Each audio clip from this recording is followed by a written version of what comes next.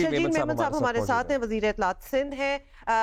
میمن صاحب، لیاری میں عمارت گرنے کا واقعہ، اسی پہ ہم obviously کل پرسوں سے یہی بات ہو رہی ہے، کوئی چھوٹی بات بھی نہیں ہے، اتنی جانیں گئی ہیں۔ سندھ حکومت نے اس پر ایکشن لیا، کچھ معطلیاں جو ہیں وہ بھی ہوئی ہیں، کچھ انکوائریاں بھی ہوئی ہیں، تو کیا اس سٹیج پر آپ یہ بتانے کی پوزیشن میں ہیں کہ مرکزی ذمہ دار کا تعین ہو چکا ہے یا نہیں؟ بسم اللہ الرحمن الرحیم، شکریہ جی۔ دیکھیں جی، بہت ہی افسوسناک واقعہ ہوا ہے، اور یہ 27 قیمتی جانیں گئی ہیں، لیکن کوئی ایک بھی قیمتی جان جو ہے اس کا جواب سب کو اللہ تعالیٰ کو دینا ہے، اور ہم سمجھتے ہیں کہ یہ ایک بہت ہی افسوسناک واقعہ ہے، اور وزیر اعلیٰ صاحب نے بہت سختی سے اس چیز کا نوٹس لیا، اور یہ صرف فرضی نوٹس نہیں ہے۔ اس پہ پہلی فرصت میں وزیر بلدیات سعید غنی صاحب نے کچھ افسران کو معطل کیا تھا، پھر جو چیف منسٹر صاحب نے میٹنگ کی، اور اس میں انہوں نے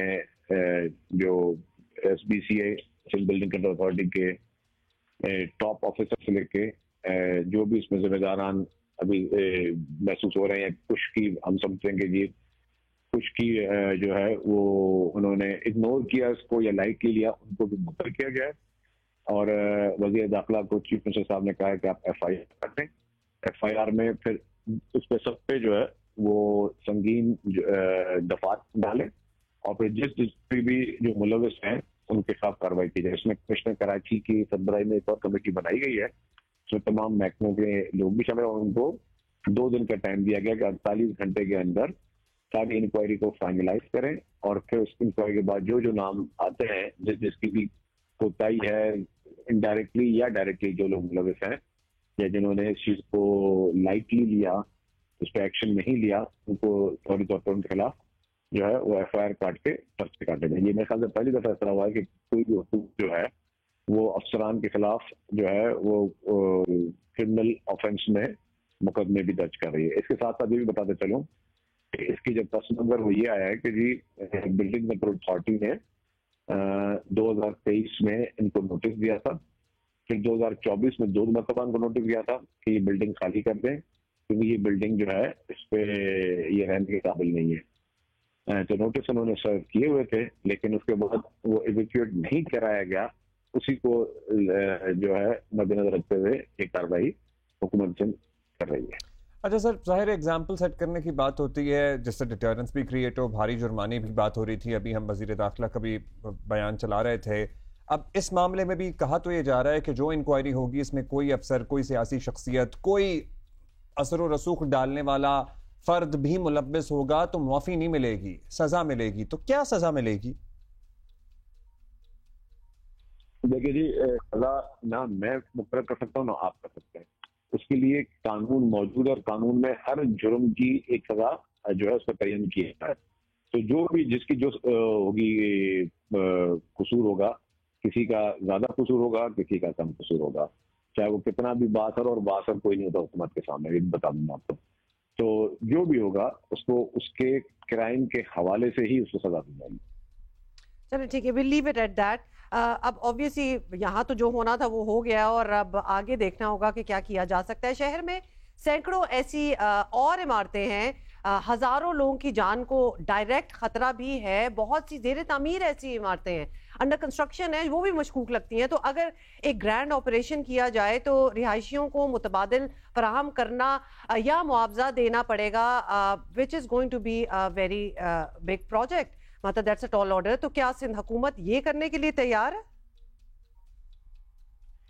دیکھیے جی، حکومت کی جانب سے جو سروے کیے ہوئے ہیں، بلڈنگ کنٹرول اتھارٹی کی جانب سے کیے ہوئے ہیں،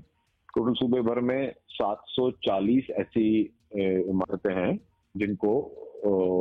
ہائی الرٹ میں لیا گیا۔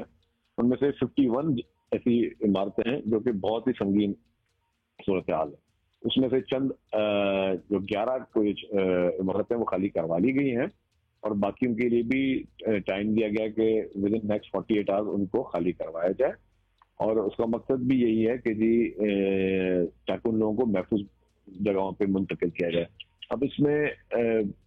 اگر کہیں کہ جی ہر عمارت اور ہر شخص کو حکومت جگہ فراہم کرے، میں نے کہا جیسا 740 عمارتیں ہیں تو 740 عمارتوں میں سے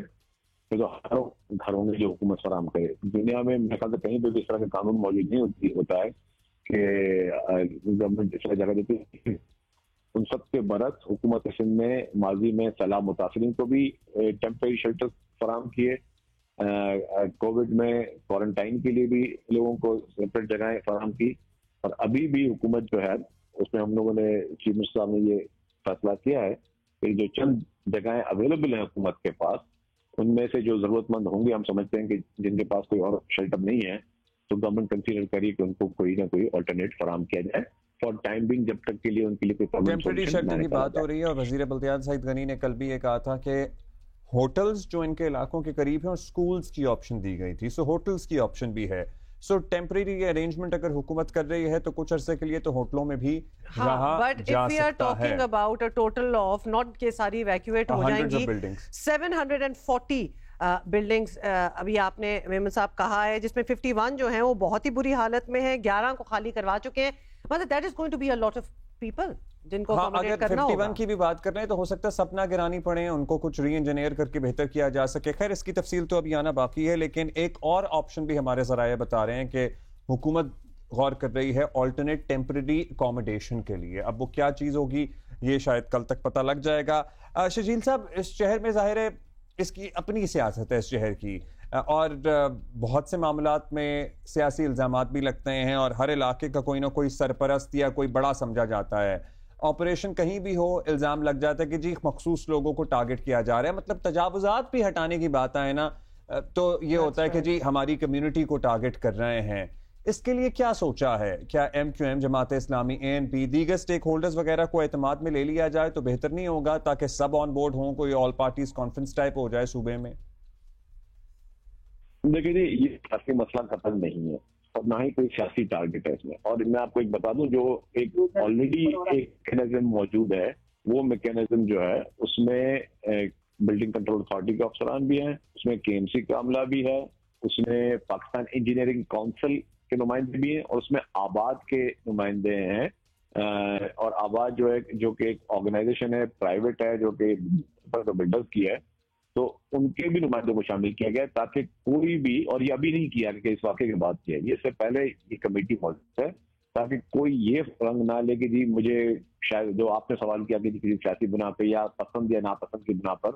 یہ جگہ ان کی خالی کرائی جا رہی ہے، تو اس کے لیے آلریڈی ایک امپارشل قسم کی کمیٹی موجود ہے، اور جو لہری میں بلڈنگ گری ہے اس پہ بھی ایک کمیٹی کی فائنڈنگز تھیں، اور اس کمیٹی میں بھی آباد اور باقی نمائندے شامل تھے جن کی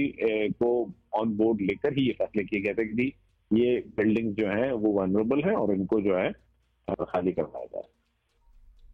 بہت شکریہ